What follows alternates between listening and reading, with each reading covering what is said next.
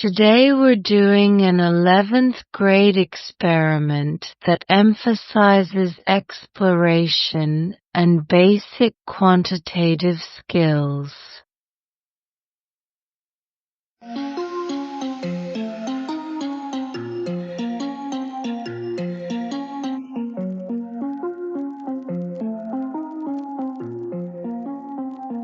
Today, we are running a quantitative experiment. There are two main methods to determine the purity of this calcium carbonate industrially.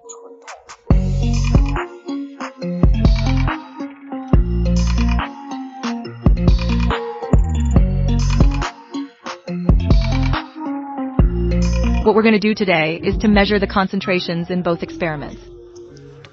The first experiment was the amount of carbon dioxide produced by the reaction with hydrochloric acid to extrapolate the amount used and then to extrapolate its purity. The other is by titration.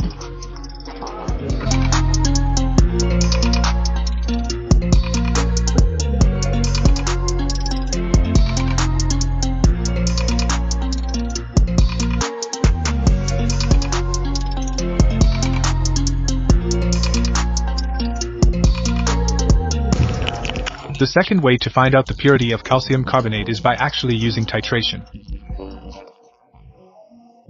In this experiment, we'll be finding the amount of hydrochloric acid within the solution by using titration, and then from the results we can find out the amount of hydrochloric acid that reacted with calcium carbonate.